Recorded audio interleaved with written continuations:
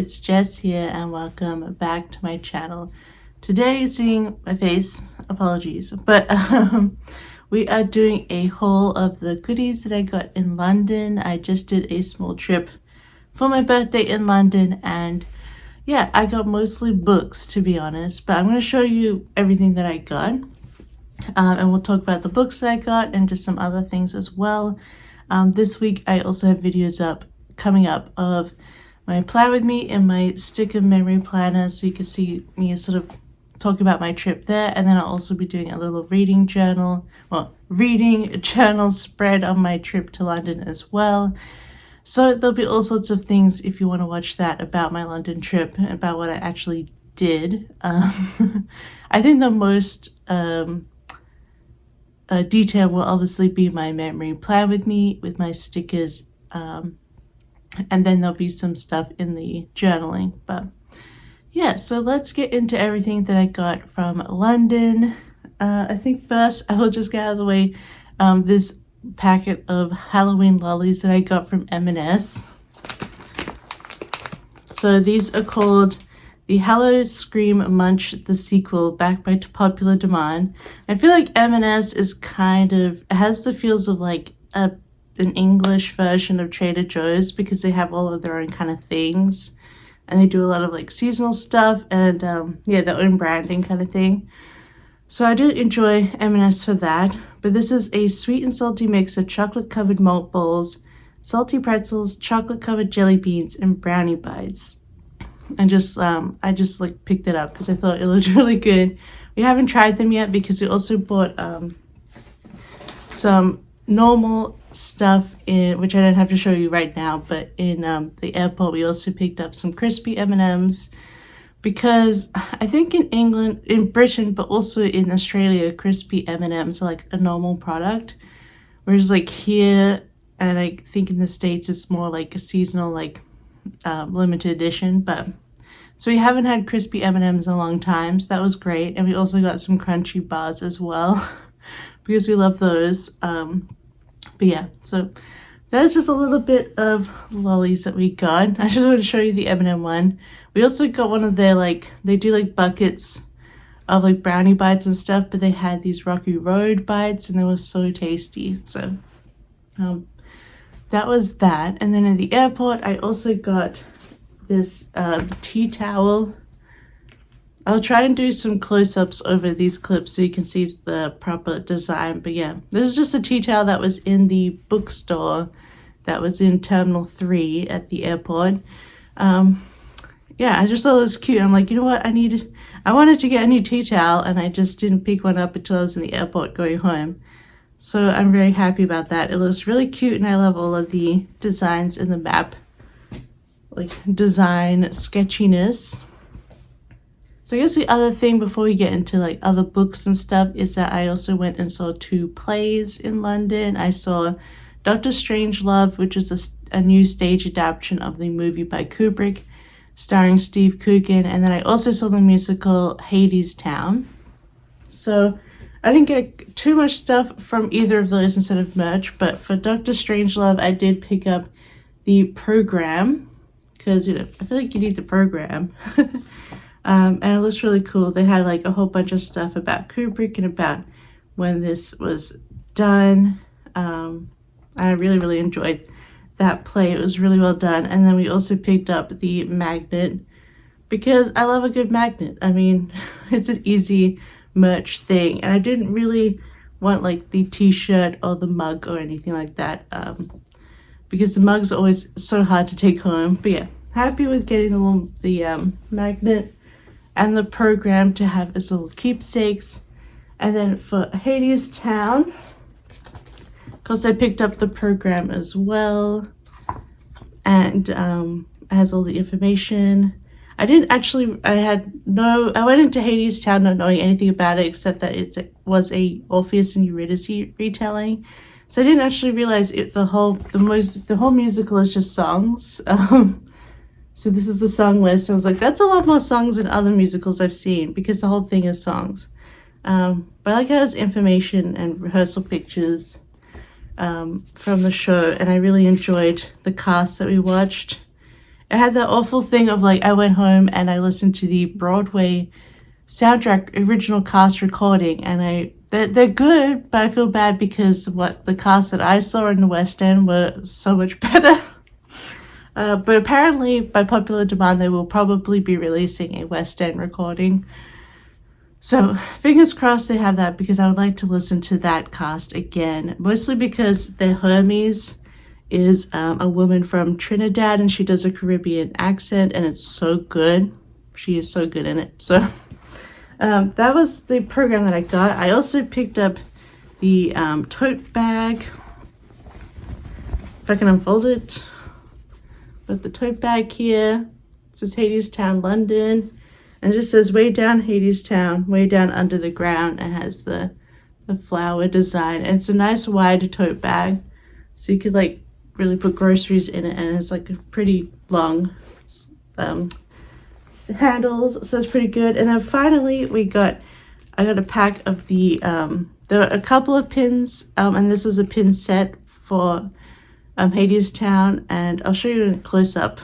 But it has 3 pins, Wait For Me, which is like the main song, and then the lamp, and then the guitar as well, or as they call it, the lyre in the songs. But yeah, I just thought it'd be really nice to have like the little pack of pins to put on my pin board. So that's everything I got from the plays that I saw.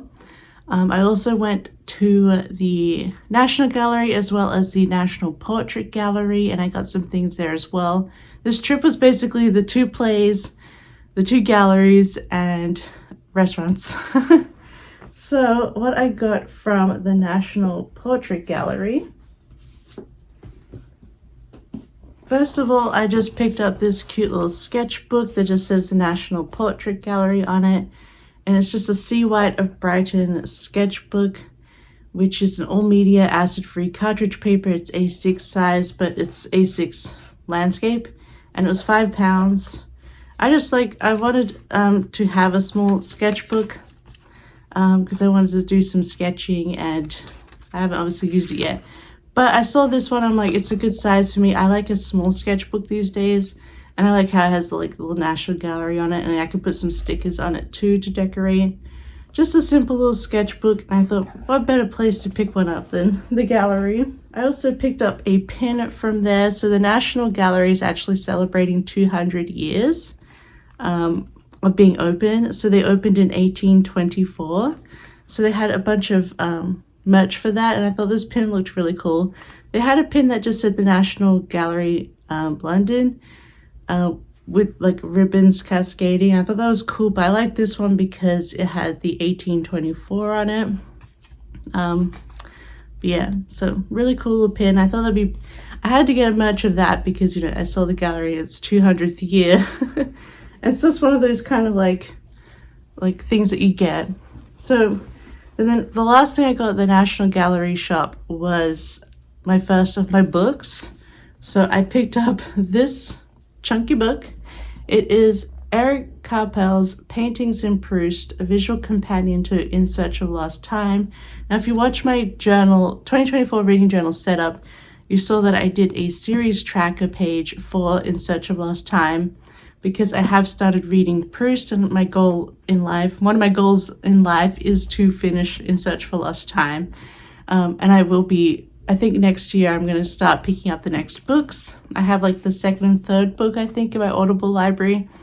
So, and I saw this, I'm like, oh, cool. There's like a painting companion, and it has all of the books in here. So like you have each volume of the book, and it goes through each, so it goes through the paintings and the art and things that are mentioned in Search for Lost Time. Which I guess I couldn't, it's been a while since I read Swan's Way, so I couldn't remember what exactly was mentioned in there, but I'm looking forward to reading that. In a quote, Marcel Proust wrote, "My book is a painting," and he includes a lot of, descriptions of art and architecture, so this includes like all color photos, and it'd be really fun to look through this while I read the books. But I definitely have to read the intro and the Swan's Way sections before I get into the next book. But I thought that looked really cool, and it's nice to have some art books as well. And then from the National Portrait Gallery, we went and saw a specific exhibition there. This exhibition is for Francis Bacon, who was a modern painter. He's sort of on the cusp between,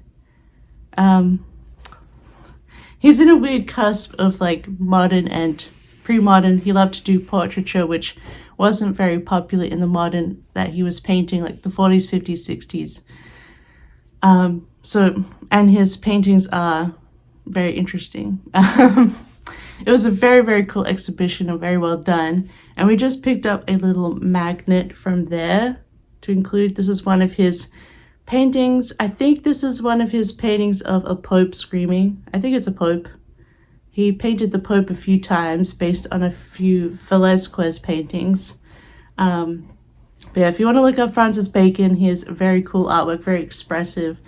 And in person, there's just so beautiful, like the way you can see all the paint work was so good. Like these like layers of black paint had so much texture in them. They look so cool. But really enjoyed the exhibition, and yeah, so at the Portrait Gallery were really nice about it because I booked the tickets. So you had to buy tickets for the exhibition, and I guess I got accidentally scrolled down through the page when I was selecting the dates, and I bought tickets for Thursday the 14th of November. And luckily I was double checking our tickets the day before we left. I was like, oh my gosh, that's November. So I emailed them. I'm like, oh, I'm sorry. I actually wanted to buy tickets for Thursday, October 17th. And they replied in like 30 minutes and exchanged the ticket time. So that was really cool. So if you have any issues, National Portrait Gallery is there for you. But that was the magnet that we got for that exhibition. They didn't have a lot of like other prints of the paintings that we really liked. They only had maybe 6 prints of different of artworks that they had in the exhibition, and they weren't the ones that we were really interested in. So we didn't get much else from there. But we also saw Joe Lycett's art book, Joe Lycett's art hole. If you know Joe Lycett, he is a British comedian, an English comedian. From Birmingham, I believe, and I've been a big fan of his comedy for years. He's hilarious and so funny, and he also gets very political. But in more recent years, he's become more of an artist. And yeah, we saw his book and we're like, oh, I didn't even realize his book had come out. You can see it's got his art is very fun. It's very bright and colorful. I'm not show some clips from that, but it's a beautiful book, and it has like holographic text on the side. You won't be able to see in this lighting, but it's a big, beautiful art book, and it has tons of writing in it, which looks very comedic, like that, for all of his paintings. So I'm looking forward to actually going through and reading this. But the very cool thing is that when we got back to the hotel and I was flipping through it, I didn't realize that it was signed by Joe. And I was like, is this just printed or is it actually signed? But it does actually have a different texture than the paper, and it has marks on the other paper where the wet texture was. So this is signed by Joe Lycett, which is very cool. I checked his Twitter, and he doesn't talk specifically about the National Portrait Gallery, but he did say in other galleries he popped in to sign books. So I guess he did that for this one as well. But yeah, this is a very cool book. So I'm very looking forward to looking through all of that. But that is all of the like art books. So before we get into the other books, I did pick up a couple of things from Boots in the airport when I left. I just got this Maybelline Sky High mascara because I don't have a proper mascara at the moment. And then I picked up this Maybelline Fit Me Matte and Poreless Powder and Translucent because I also don't have a powder at the moment. So the other month we went to dinner and I did put some makeup on, which I don't bother with videos. Whatever. Most people see me like this every day, but I did do some like coverall, like, you know what it's called. I don't even remember makeup words anymore. but you know, some foundation-y stuff. But I don't have any powder to like set it and like, anyway. So now I have a powder and a mascara to use when I wish. But yeah, so I'll go through the books that we got. We stopped into a little Waterstones. It was just a little Waterstones that we just happened to be walking by. We didn't go to like the big flagship or anything. It was a very limited amount of time that we had, and we did a lot of walking, so we were very tired. But we did spend a good amount of time in this Waterstones. And first I'll show you the two books that Locke bought, which I will probably end up reading anyway. But they bought this one. This is Phoenix Extravagant by Yoon Ha Lee, which I believe they are Korean American. Jian Jebi isn't a fighter or a subversive, they just want to paint. One day they're jobless and desperate, the next Jebi finds himself recruited by the Ministry of Armor to paint the mystical sigils that animate the occupying government's automation soldiers.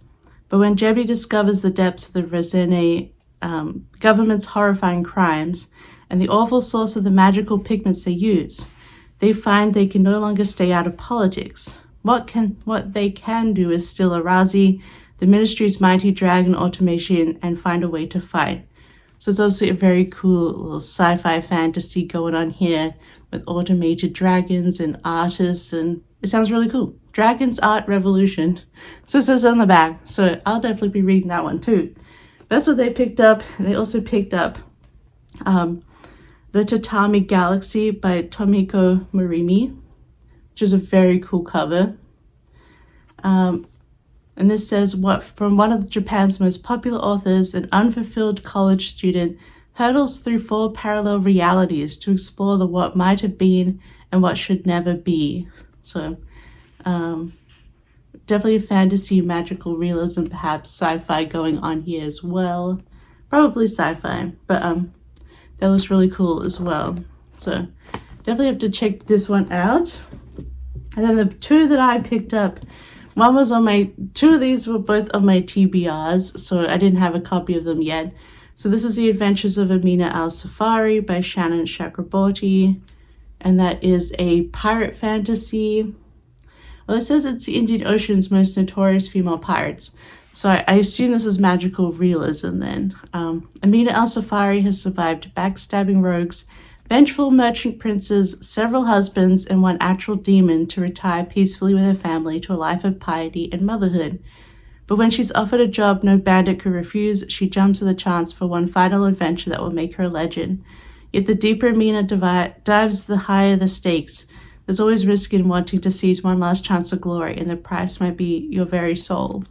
So I love this. It sounds like it is a middle-aged mother as the main character, and I love that. One of my favorite things. I'm definitely into reading middle-aged women these days. Oh, and there's some cool stuff in here, like this like designed page. So yeah, I'm excited to read this, and I really liked the cover that it came with. And the final one is Mark Lawrence's The Book That Wouldn't Burn. I do have the library trilogy on my series tracker right now. The greatest story can reach the stars. Ever has lived his whole life trapped within a vast library older than empires and larger than cities. Livera has spent hers in a tiny settlement out on the dust where nightmares stalk and no one goes. The world has never noticed them. That's about to change. And I thought this had a very cool title because you have like, I just really liked this foiling up here. But this was a bit on my TBR, and I know both of these books are actually pretty popular. So I'm looking forward to trying them out. They're both, well, I guess this is magical. It's fantasy, but it's set in the Indian Ocean. I don't know. That's not usually my favorite. I prefer like complete fantasy worlds. So we'll see how that one goes, but I've heard it's very good. And obviously this one's like library-based fantasy. So that shall be interesting. But that is everything that I got from London. We only took carry-on luggage, so we didn't want to get too many things. We limited ourselves with books. But yeah, so that's everything I got, and I hope you enjoyed this little haul. And thank you for hanging out with me. And I hope you have a wonderful day. Don't forget to like and subscribe so you can see more. And don't forget to check out the other videos this week on my London trip. Otherwise, I hope you have a wonderful day and I'll see you next time. Bye-bye. I love you. Bye-bye.